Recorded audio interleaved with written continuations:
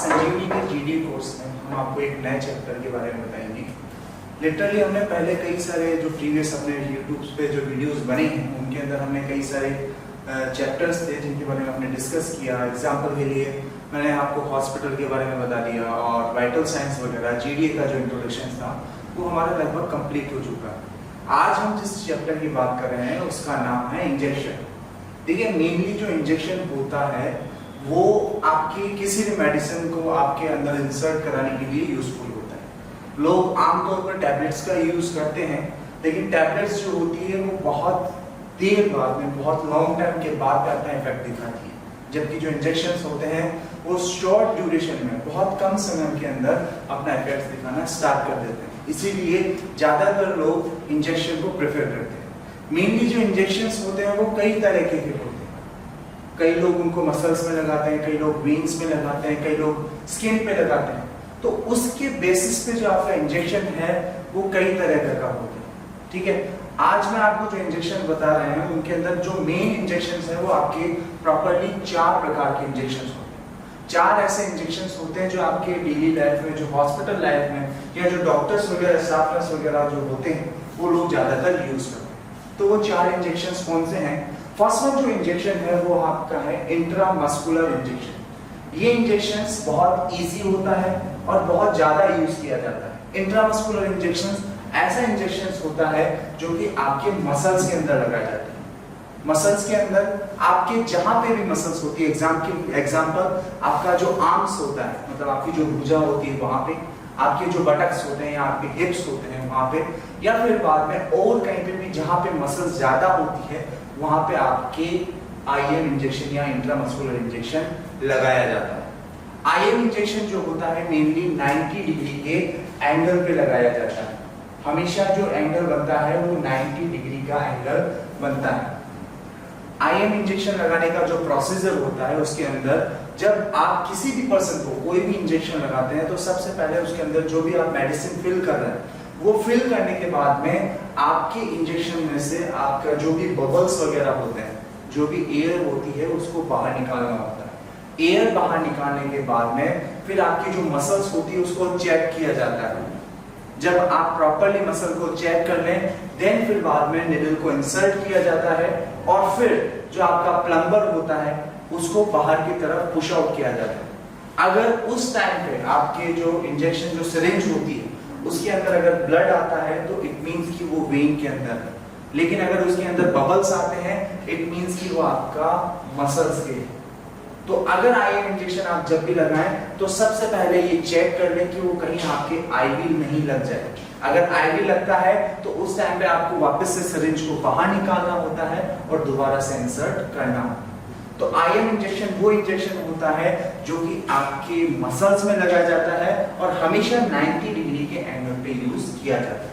ठीक है, देन दूसरी बात ये कि आपका जो आईएम इंजेक्शन होता है उसके अंदर एडल्ट्स के अंदर हम डेल्टोइड मसल का यूज करते हैं। डेल्टोइड मसल जो होती है उसका मेन यूज होता है एडल्ट्स में, या आप उसे हिप्स की जो मसल्स होती है उसको भी हम डेल्टोइड मसल बोलते हैं। और बच्चों के अंदर हमेशा आपकी जो मसल यूज की जाती है उसका नाम होता है वास्टस लैटरलिस।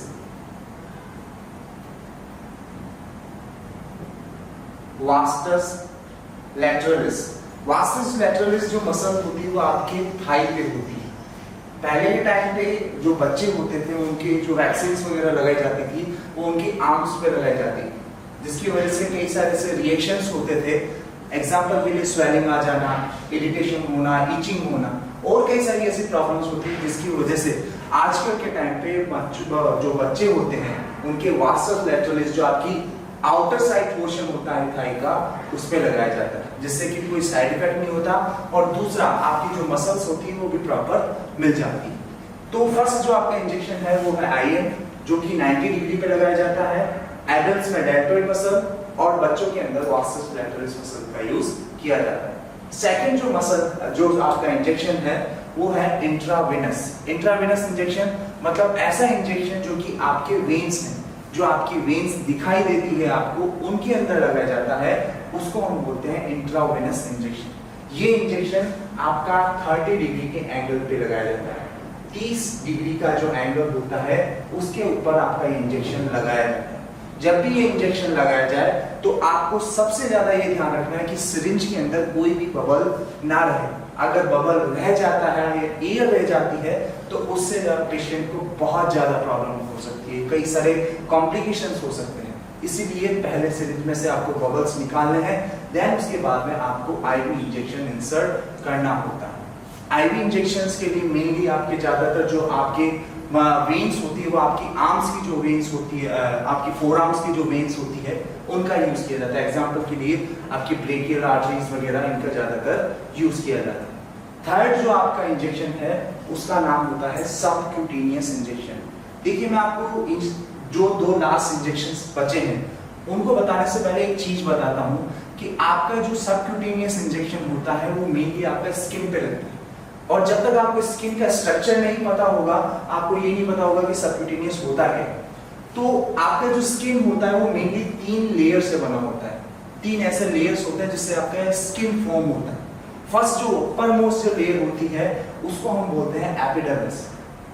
जो आपकी सबसे ऊपर सुपरफिशियल जो लेयर होती है दैट इज कॉल्ड एपिडर्मिस।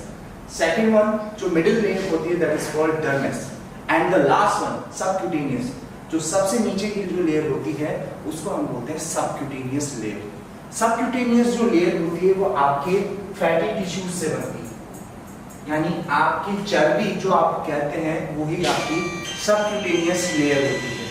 ठीक है, तो मेनली आपका जो सबक्यूटेनियस लेयर होता है वो ज्यादातर आपके फैट की वजह से बनता है और आपकी स्किन की थर्ड लेयर होती है। तो आपका सबक्यूटेनियस जो इंजेक्शन होता है वो मेनली आपकी सबक्यूटेनियस लेयर में लगाया जाता है और 45 डिग्री के एंगल पे लगाया जाता है। सबक्यूटेनियस जो इंजेक्शंस होते हैं उनका मेन यूज आपके इंसुलिन इंजेक्शन के लिए यूज होता है। देखिए इंसुलिन इंजेक्शन ऐसे इंजेक्शंस होते हैं जो ज्यादातर डायबिटीज पेशेंट्स यूज करते हैं। अब आपका जो सबक्यूटेनियस होता है कि मैंने बताया कि आपके आर्म्स पे आप आईएम इंजेक्शन लगा सकते हो, वेन्स का आप आपके हाथ पे लगा सकते हो। सेम वैसे ही जो सबक्यूटेनियस इंजेक्शंस होते हैं वो मेनली ज्यादातर यूज होते हैं आपके एब्डोमेन के ऊपर, यानी आपका जो पेट होता है, जो उदर होता है उस पे यूज होता है। लेकिन इसमें थोड़ा सा ध्यान रखने की बात इतनी सी है कि आपका जो मिडिल पोर्शन या जिसे नेवल बोलते हैं उससे 4 fingers left side, right side, up side और डाउन साइड, ये चार फिंगर्स आपको छोड़नी होती है और उसके बाद में जो बचा हुआ पोर्शन होता है वो वहां पे आप सबक्यूटेनियस इंजेक्शन यूज कर सकते हैं। एग्जांपल के लिए मैं बताता हूं, अगर नेवल यहाँ पे है तो आपको 4 उंगली ऊपर, 4 नीचे, 4 लेफ्ट, 4 राइट, ये आपको हिस्सा छोड़ना होता है और बाकी का जो हिस्सा होता है वहां पे आप इजीली सबक्यूटेनियस इंजेक्शन लगा सकते हैं।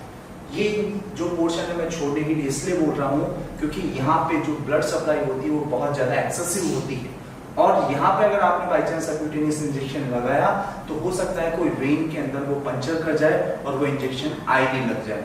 तो मेन ध्यान ये रखना है कि आपको इस पोर्शन को छोड़कर आप कहीं पे भी लगा सकते हैं। फोर्थ वन जो इंजेक्शन है वो मेनली होता है आईडी इंजेक्शन। आईडी इंजेक्शन ऐसा इंजेक्शन होता है जो कि आपके स्किन पे ही लगाया जाता है। एग्जाम्पल के लिए मैंने आपको बताया था कि आपका जो मिडिल जो लेयर होती है उसको हम बोलते हैं डर्मिस। तो आपका जो इंट्राडर्मल जो इंजेक्शन होता है वो आपका लगता है डर्मिस के अंदर और ये हमेशा लगता है 15 डिग्री के एंगल पे। 15 डिग्री मतलब बहुत लेट आकर। ये इंजेक्शन ज्यादातर आप जब एलर्जिक टेस्ट कराने जाते हैं, कोई भी एलर्जी टेस्ट कराने जाते हैं तो उस टाइम पे किया जाता है। एग्जाम्पल के लिए बताता हूँ, किसी पर्सन को अगर एलर्जी होती है तो डॉक्टर वहां पे ये इंजेक्शन लगाता है और फिर वहां पे एक सर्कल बनाता है, एक गोला बना देता है और विद इन 24 आवर्स का उसे टाइम देता है। अगर उस सर्कल से बाहर उसकी स्वेलिंग चली जाती है दैट मींस वो पॉजिटिव होता है, लेकिन अगर सर्कल के अंदर उसकी जो स्वेलिंग होती है वो अंदर ही रहती है तो इसका मतलब होता है कि वो उस एलर्जी से नेगेटिव। तो ये जो एलर्जिक टेस्ट होते हैं वो मेनली आपके आईडी इंजेक्शंस के द्वारा ही किए जाते हैं। तो ये प्रॉपर आपके 4 इंजेक्शंस होते हैं जिसमें आईएम, आईवी, एससी और आईडी। आईएम मैंने बताया मसल्स के अंदर, आईवी मैंने बताया आपको वेन्स में, एससी मैंने बताया आपका सबक्यूटेनियस लेयर में और आईडी मैंने आपको डर्मिस लेयर में। IM का ध्यान रखना है 90 डिग्री पे लगेगा, IV आपका 30 पे, SC आपका 45 पे और ID आपका 15 डिग्री पे लगेगा। तो ये मेन 4 आपके ऐसे इंजेक्शन थे जो ज्यादातर यूज किए जाते हैं, जो ज्यादातर आपके स्टाफ नर्स या डॉक्टर्स जो होते हैं वो ज्यादातर प्रेफर करते हैं। ये इंजेक्शंस के अलावा भी कुछ ऐसे इंजेक्शंस होते हैं जो कि बहुत कम लेकिन यूज किए जाते हैं। वो दो जो इंजेक्शंस हैं उनके बारे में मैं सिंपली आपको बता देता हूं। एक इंजेक्शन होता है आपका IO इंजेक्शन, जिसका नाम होता है इंट्रा ऑसियस। इंट्रा ऑसियस का मतलब होता है कि ये इंजेक्शन आपका लगता है जॉइंट्स कैविटी में। जॉइंट्स कैविटी का मतलब होता है जहां पे आपके जॉइंट्स होते हैं वहां पे कुछ कैविटीज होती है। कैविटी का मतलब होता है कुछ खाली जगह होती है, क्योंकि अगर आपके जॉइंट्स में खाली जगह नहीं होगी तो आपके जॉइंट्स मूव नहीं कर पाएंगे। दैट्स रीजन इन जो खाली जगह होती है उसके अंदर एक फ्लूइड होता है जिसका नाम होता है साइनोवियल फ्लूइड। वो साइनोवियल फ्लूइड आपके फ्रिक्शन को कम करता है, घर्षण को कम करता है और जिससे पेशेंट को पेन नहीं होता। लेकिन जैसे जैसे एज बढ़ती है ये साइनोवियल फ्लूइड कम होने लगता है और फिर बाद में बुढ़ापे में पेशेंट्स के अंदर प्रॉब्लम होने लगती है पेन, जॉइंट पेन। तो ऐसे पेशेंट्स के अंदर हम लोग इन जॉइंट्स की जो कैविटी होती है, जो जॉइंट्स के बीच में जगह होती है, उसके अंदर इस इंजेक्शन का यूज करते हैं और ऐसे मेडिसिन लगाते हैं जिससे कि पेशेंट के अंदर पेन के अंदर रिलीफ आ सके। तो जो IO इंजेक्शन होता है मेनली आपके जॉइंट्स में लगाया जाता है। 6th वन जो आपका इंजेक्शन है वो है आपका IC। ये इसको हम बोलते हैं इंट्रा कार्डियक। देखिए इंट्राकार्डियक ऐसा इंजेक्शन होता है जो आपके लगता है आपके हार्ट में या आपके दिल में। दिल से मतलब है आपका जो दिल होता है उसके अंदर 3 लेयर होती है। उन 3 लेयर्स में आपकी मायोकार्डियम, एंडोकार्डियम और पेरिकार्डियम, ये 3 ऐसी लेयर होती है जो आपके दिल को बनाती है। तो जो मिडिल जो लेयर होती है एंडोकार्डियम, उसके अंदर ये वाला इंजेक्शन लगाया जाता है। एग्जांपल के लिए किसी की अगर बाय चांस हार्ट वगैरह स्टॉप हो जाता है, बीट करना बंद कर देता है, तो उस टाइम पे इस इंजेक्शन के थ्रू मेडिसिन का यूज किया जाता है और वापस से एक कोशिश की जाती है। कह नहीं सकता कि स्टार्ट हो या नहीं हो, पर ये बोल सकता हूँ एक कोशिश की जाती है जिससे कि वापस से उसका दिल जो या हार्ट है वो वापस से पंप करने लग जाए। तो ये इंजेक्शंस बहुत रेयर होते हैं, लेकिन आपको जानना जरूरी है कि IO और IC इंजेक्शंस क्या है। तो मेनली आपको मैंने आज आपके इंजेक्शन का जो टॉपिक था उसके बारे में बताया, जिसके अंदर 4 इंजेक्शन आपके बहुत ज़्यादा इंपॉर्टेंट है और बाकी के जो 2 इंजेक्शंस हैं उसके बारे में आपको जानना जरूरी था। सो आज के लिए बस इतना। थैंक यू, धन्यवाद।